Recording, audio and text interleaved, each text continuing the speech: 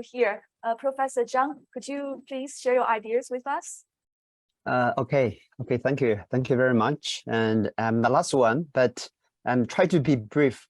Yeah, although the last one, but I still, thank you for your invitation and to participate this very, good opportunity to, to learn systematically, about this report. And also I'd like to, congratulations again. And, the work now, I mean, the working time for this report actually, happened in the past 3 years, and especially, during this COVID-19 period, is not only make the mobility for people difficult, but also make the researchers getting difficult. But I think, this difficult period, but also, but good, this report finally comes out. And also it is not easy, for the translation. I mean, normally, in the Chinese, we also say in Chinese, universities like the scientific organization, the academic evaluations does not account for, for the translation as a production. So it's really is a kind of public goods, and efforts. So, in this sense, I think the CCG and this Dr. Chu and really did a good job. I think is provide this report, like the peoples, they do not have a very good English, they could really circulate to read to get the report, and this is really need to, and thank you. And the second point I want to mention is that what I learned, to be very briefly, yeah, I think the first four is that when we talk about the migration, especially international or transnational migration, normally traditionally we really, pay our attention to the policy, the governance, the receiving countries and, the sending countries, their restrictions, their, push and pull. And, but now I think, especially in the last 3 years and the pandemic, right, epidemic, the disease could be a very, very important for the people's mobility. And this really, like, my impression is that the transnational migration, it seems for us, for the researchers, is a irreversible trend. But now it's, for me, I think the transnational migration still is very fragile and also is weak, because of this, not only natural disaster, but also by this disease. And also this led us, the researchers, and also, I mean, the government officials try to understand, how to encourage, to sustain, and also to protect, the international migration, how it is important and how it is difficult. I mean, in the future, it's really give us a lot of pressures and burdens, I think, for our scholars to realize the importance of this research. The second things I want to mention, what I learned, actually, I try to be brief, is that China's role. And actually, I think both Dr. Wang and, and Dr. Chu, and you mentioned, the report, the China's rule in the report. And it seems, especially the two things actually are getting very impressive for me. China traditionally normally to be the biggest sending country or the country of origins, but now it's, it says the second. But not only for this, for the origin, but now China is getting to be one of the biggest to receive, I mean, the migration. And in terms of students, for example, and especially in Asia, now we are we are the biggest receiving country for international students. And not only for the people itself, but also in terms of the remittance. And I think, Maria just mentioned about the remittance.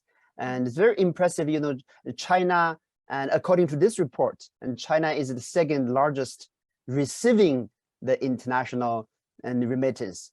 But very impressed me is that now China is the number 6 I think is as a significant source of international remittance.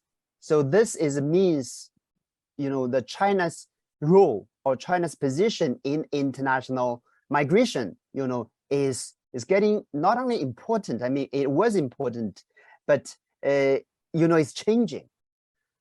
So, and in this sense, my last point actually say something about China's relevance and go back to Dr. Chu's, the question, the third about China's role in international, in the governance, but not only governance.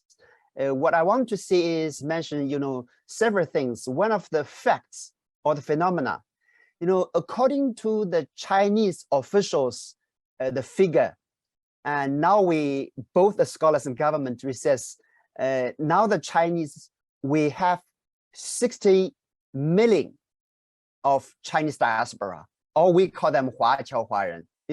It's very interesting. We are not using the Chinese diaspora, but we're using Chinese overseas or overseas Chinese. So in the figure, so 60 million, and we have more than 30 million. We call them returned overseas Chinese, and the overseas Chinese, their relatives. If putting these two figure together, normally now we have more than 1 million people. We call them Huaqiao Huayan and Guiqiao Qiaojuan, right? So this, I mean, in terms of this figure, and China's international migration, especially China's immigration, it's a very important part of international migration. So this is number one. Number two, it's about China's policy. From the Qing dynasty, actually, from the Qing dynasty and from the 19th centuries and late 19th centuries, when have the very massive, international migration. I mean, Chinese just go overseas, and of course, recently more and more people are getting, into China. So, and when the new century started, actually, there are more than 20 countries.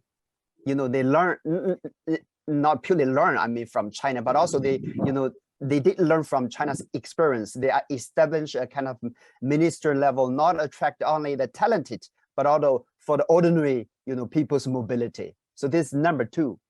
Number three is the research organization. China, I think we have one of the largest group of scholars, and we have a lot of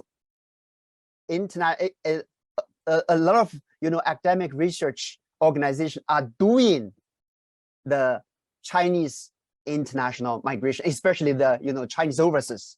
Like my institute, and next week, at the end of next week, we are going to hold a conference. Actually, there is one famous, called the International Society for the Studies of Chinese Overseas. It's 30 years already. And this year, in the US, California, Berkeley University will host this conference. But because of this, the COVID-19, and most of the mainland Chinese scholars, we could not really travel to the US for this 2 days conference. But for this, and Jinan University, my institution, we are holding a parallel conference purely for the Chinese mainland scholars. But actually, we have, we have 150 presenters. We restricted already. Otherwise, I think more than 200 scholars, they are doing this kind of research. So this is just one example. And also, like the CCG, like our, my institute, and like, we also have a national association of the overseas Chinese history studies. We have a group of, scholars, and a bunch of important organizations are doing this kind of studies. And we have a lot of publications yearly, like we have a different, the book, like just, this report. And we have yearly, like Huaqiao Huayan Yanjiu Baogao, right? Not my school, but also we have some other, institution, they publish that. And of course, if you go into the, the academic papers and monographs, there were several hundreds, so this is getting very important. In sum, I think, China's role in international migration, and it was important in past, it is important in present, and I think it's going to be very important in future. And I do hope that how do this group of Chinese scholars, include me, I think how do we can participate, and we hope we can participate and also contribute, to the World Migration Report and in future. Okay, thank you. Thank you, Dr. I'll stop here.